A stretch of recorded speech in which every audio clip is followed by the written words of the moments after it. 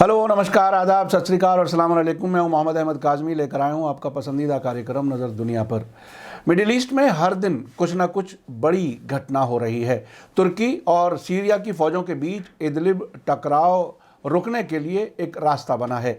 तुर्की के राष्ट्रपति रजब तैयब अर्दगान ने मॉस्को में थर्सडे को रूस के राष्ट्रपति व्लादिमीर पुतिन से 6 घंटे लंबी मुलाकात की है, जिसके आखिर में इदलिब में जंगबंदी का ऐलान किया गया है।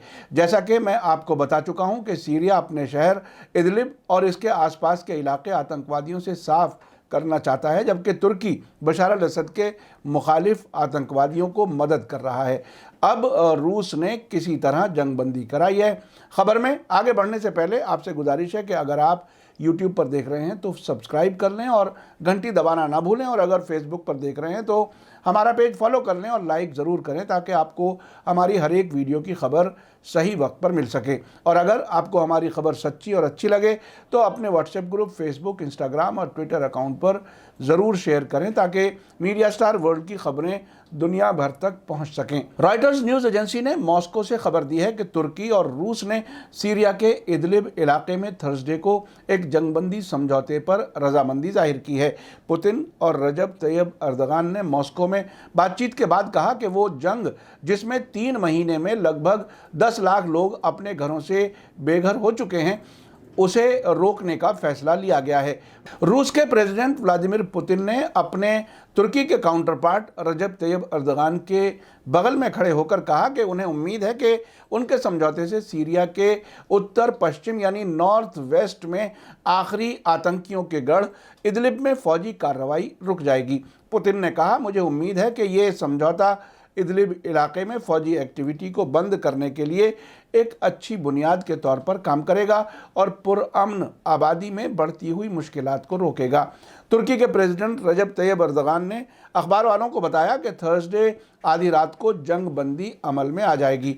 उन्होंने कहा, हम सीरियाई लोगों के लिए मदद पहुंचाने के लिए एक साथ काम करेंगे। उन्होंने कहा कि तुर्की ने इलाके में सभी सीरियाई फौज के हमलों का जवाब देने का हक बरकरार रखा है। रॉयटर्स की रिपोर्ट में कहा गया है कि रूस और तुर्की ने सीरिया के 9 साल से जंग के दौरान अलग अलग पक्षों को सपोर्ट किया है। रूस ने सीरिया के राष्ट्रपति बशार अल असद को सपोर्ट किया और तुर्की ने सीरिया में कुछ असद के मुखालिफ ग्रुपों को सपोर्ट किया है। आपको बता दूं कि अब से पहले इदलिब में लड़ाई ख़त्म करने के लिए किए गए कई समझौते नाकाम हो चुके हैं। पिछले दिनों खबर आई थी कि सीरिया के हमले में 34 तुर्की के फौजी मारे गए हैं। इसके अलावा भी कुछ और फौजियों के मरने और ज़ख्मी होने की खबर है।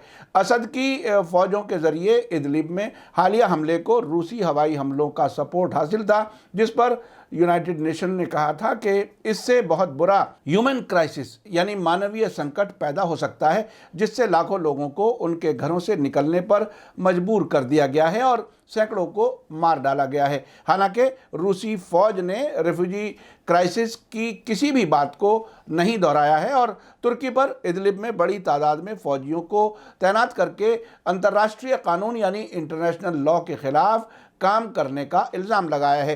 तुर्की, जिसके पास ट्रांस अटलांटिक नाटो गठबंधन में दूसरी सबसे बड़ी फौज है, ने हाल के हफ्तों में इलाके में सीरियाई सरकार के हमलों का विरोध करने और अपनी साउथ की सीमा जो है उस पर शरणार्थियों के आने को रोकने के लिए फौज और साजो सामान पहुंचा दिया है। मॉस्को में पुतिन अर्दगान की बातचीत से पहले रूस ने सीरिया में समंदर और हवा से अपने फौजियों को मजबूत करने में जल्दी की थी। दूसरी तरफ बशार अल असद ने खुद सीरियाई इलाके के हर इंच पर फिर से कब्जा करने की कसम खाई है। उसकी गिरती हुई फौजी ताकत की वजह से वो ज़मीन पर ईरानी सपोर्ट वाली मिलिशिया पर भारी तौर पर डिपेंड करता है और रूस की एयरफोर्स से उसे मदद मिलती रही है।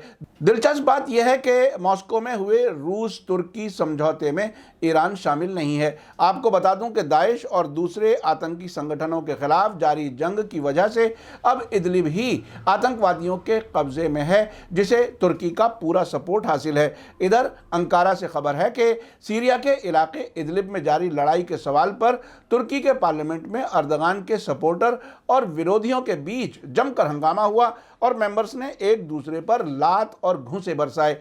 तुर्की के टीवी से मिली फुटेज के मुताबिक थर्सडे को जब रूस और तुर्की के राष्ट्रपति मॉस्को में सुलह की बात कर रहे थे, उसी दिन तुर्की की पार्लियामेंट में ये हंगामा हो रहा था। Ruling party justice and development party और अपोजिशन के मेंबर्स के बीच इदलिब में चल रही लड़ाई के सवाल पर जोरदार बहस हुई, जिसके बाद दोनों तरफ से एक दूसरे पर इल्ज़ाम लगाए गए और मारपीट शुरू कर दी गई। देखिए क्या हुआ तुर्की की पार्लियामेंट में।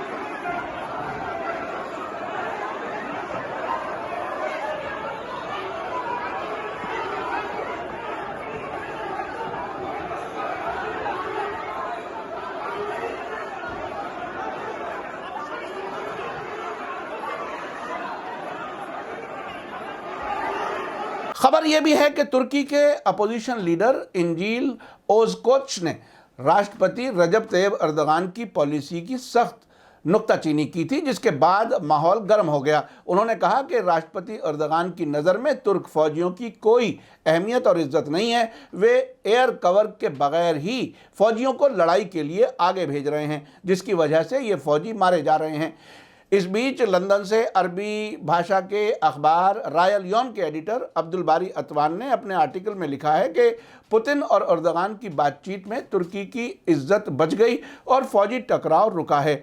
सीरियाई फौज ने जो इलाके हासिल किए हैं उसके पास रहेंगे, लेकिन अर्दगान को तुर्की वापस जाकर 3 बड़े चैलेंजेस का सामना होगा। उनका कहना है कि इस समझौते का मतलब यह है कि इदलिब के आसपास यथास्थिति बनी रहेगी, यानी सीरियाई सेना उन इलाकों में मौजूद रहेगी जिन्हें उसने हालिया दिनों में आज़ाद कराया है और जिनका एरिया तकरीबन 600 वर्ग यानी स्क्वायर किलोमीटर है। ये समझौता अर्दगान की इज्जत बचाने वाला समझौता है, क्योंकि उन्होंने जिस फौजी ऑपरेशन का ऐलान कर दिया था उसमें वे अपने साथ तुर्की को भी डुबो सकते थे।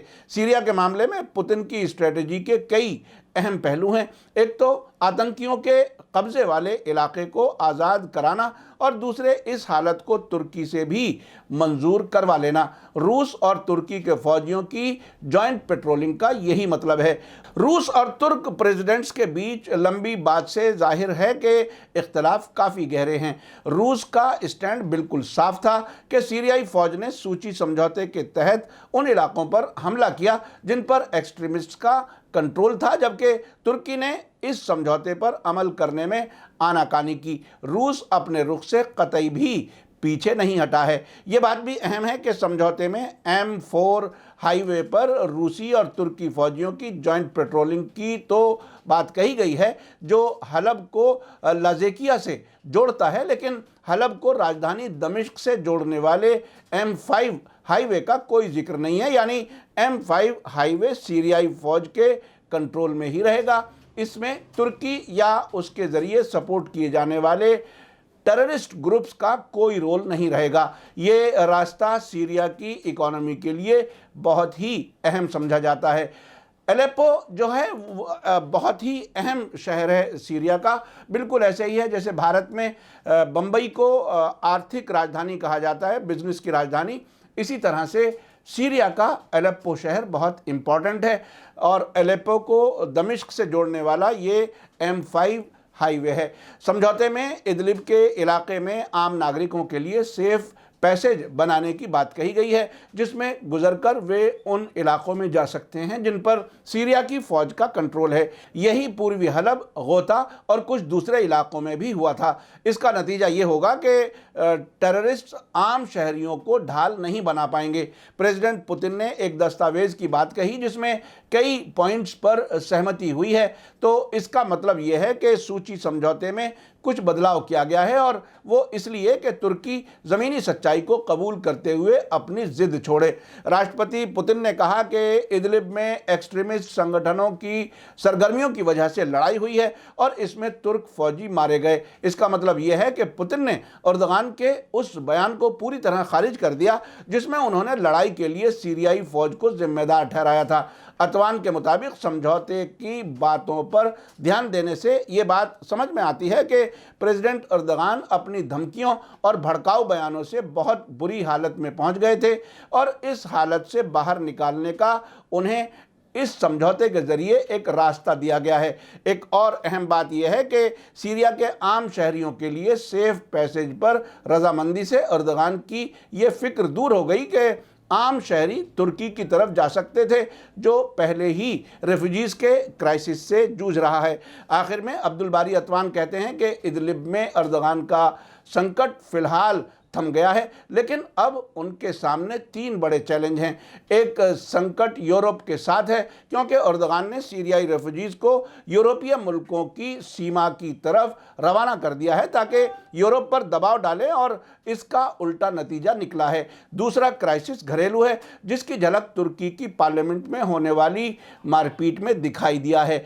तीसरा क्राइसिस चरमपंथी संगठनों यानी एक्सट्रीमिस्ट्स के साथ है जो मॉस्को में होने वाले समझौते से नाराज़ हैं और ये मानते हैं कि एर्दोगान पूरी तरह पीछे हट गए हैं।